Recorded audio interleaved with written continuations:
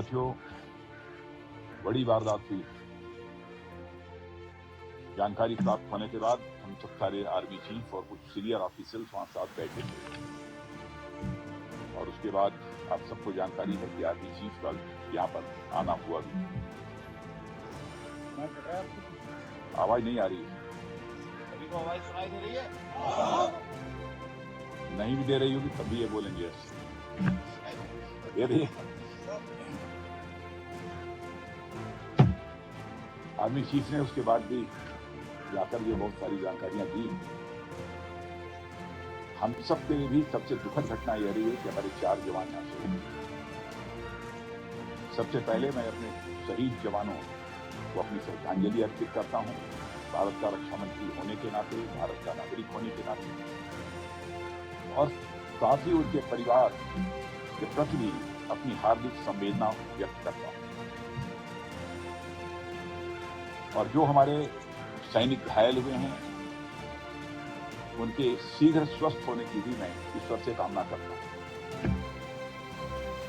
और मैं आपको आश्वस्त करना चाहता हूं कि घटना की गंभीरता को देखते हुए जो भी आवश्यक और जो भी उचित कदम है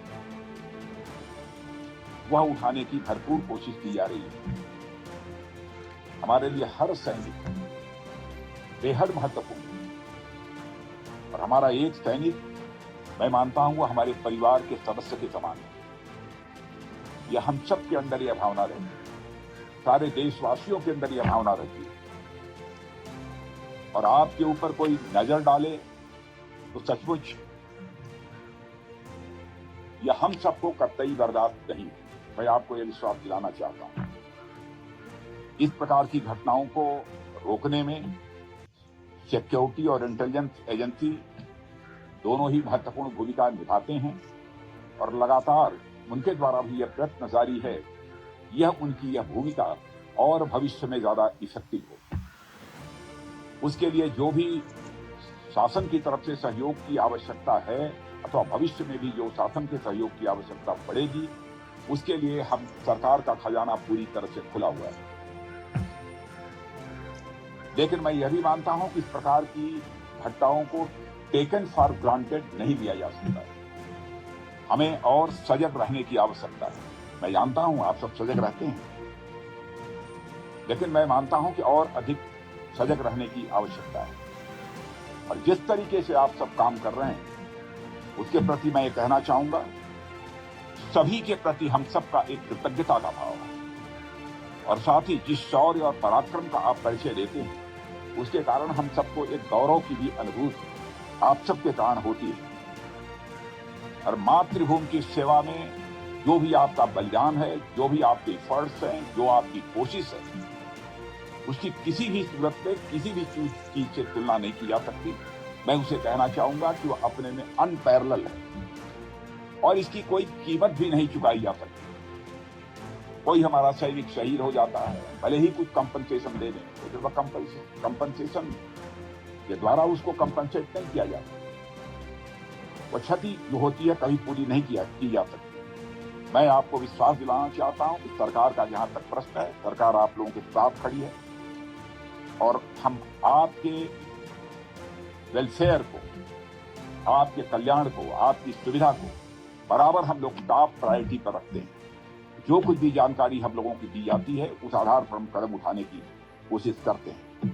आप सबका अनुशासन, आप सबका समर्पण और अपने कर्तव्य के प्रति जो आपकी प्रतिबद्धता है उसके हम सभी लोग कायल हैं। यह भी मैं आपको जानकारी देना चाहता हूं। और साथियों, मैं आपको बताना चाहता हूं कि भारतीय सेना सारी दुनिया में कोई साधारण सेना के रूप में नहीं मानी जाती। लोग यह मानते हैं कि भारतीय सेना जैसी पहले थी उससे कहीं अधिक अब ताकतवर हो गई है और साथ ही हमारी भारतीय सेना पहले के कंपैरिजन में काफी वेल इक्विप्ड हो गई है। आप सभी इस देश के रक्षक हैं। देश की रक्षा के साथ साथ मैं आप लोगों से विशेष आग्रह करना चाहता हूं, देश की रक्षा की जिम्मेदारी आप लोगों के ऊपर है, लेकिन इस देश की रक्षा के साथ साथ अपने देशवासियों का दिल जीतना यह भी आपके लिए बहुत बड़ी जिम्मेदारी आपके कंधों के ऊपर है। मैं जानता हूं इस दृष्टि से भी आप लोग अपनी तरफ से प्रयत्न करते रहते हैं, लेकिन हो सकता है कि कभी चूक होती है, प्रयत्न नहीं होना चाहिए इस प्रकार की चूक न होने पाए जिससे कोई भारतवासी आहत हो।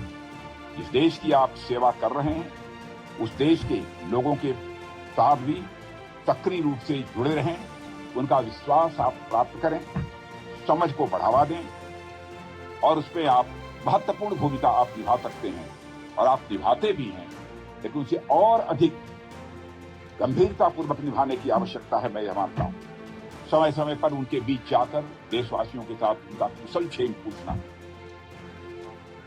कोई कठिनाई हो तो उसके बारे में भी जानकारी हासिल करना, जहां पर उसकी जानकारी देनी आवश्यक है, जिस भी स्तर पर उसकी जानकारी देना, मैं समझता हूं यह सब भी आपकी जिम्मेदारी है।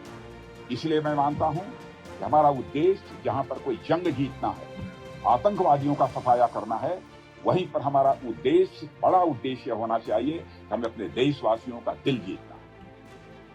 हम युद्ध भी जीतेंगे, हम किसी भी प्रकार की जंग भी जीतेंगे, हम आतंकवादियों का भी सफाया करेंगे, लेकिन साथ ही साथ देशवासियों का हमें दिल भी जीतना है। और बहुत बड़ी जिम्मेदारी आप सबके कंधों के ऊपर है और मैं अच्छी तरह जानता हूं उसको आप पूरी निष्ठा के साथ, पूरे लगन के साथ निभाने की अपनी तरफ से भरपूर कोशिश करते हैं। आप साहस, सम्मान और उन मूल्यों के प्रति अटूट प्रतिबद्धता के साथ सेवा करना जारी रखें और मैं पुनः आपको विश्वास दिलाना चाहता हूं, राष्ट्र आपका पूरा कृतज्ञ है।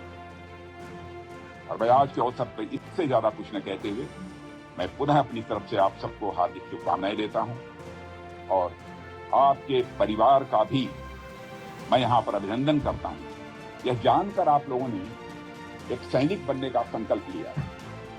किसी भी प्रकार का जोखिम आ सकता है, सैनिक के रूप में अपनी भूमिका निभाते हुए हमारी जान भी जा सकती है, कुछ भी हो सकता है, फिर भी यदि जोखिम उठाया है तो ये कोई छोटी बात नहीं, आपके जीवन का एक बहुत बड़ा संकल्प रहा हो, तब आपने सेना में भर्ती होने का फैसला किया। आप सबकी यह सोच और जो आप कुछ कर रहे हैं वह कृत्य, मैं देश का रक्षा मंत्री होने के नाते कहना चाहूंगा, वह अभिनंदनीय है। जनता का किस प्रकार का भाव आपके प्रति रहता है यह मुझे बतलाने की आवश्यकता नहीं है। आप भी गांव में जाते होंगे तो आपको एहसास होता होगा। आप देखते होंगे जब हमारा कोई जवान शहीद हो जाता है, बड़े से बड़े नेता की भी यदि कोई मृत्यु हो जाती है, डेथ होती है, उतनी भीड़ इकट्ठा नहीं होती है जितनी भीड़ हमारा कोई जवान शहीद होकर जाता है। कितनी बड़ी संख्या में लोग वहां पर एकत्रित होते हैं अपनी श्रद्धांजलि अर्पित करने। हजारों लाखों लोगों की आंखों में आंसू आते हैं।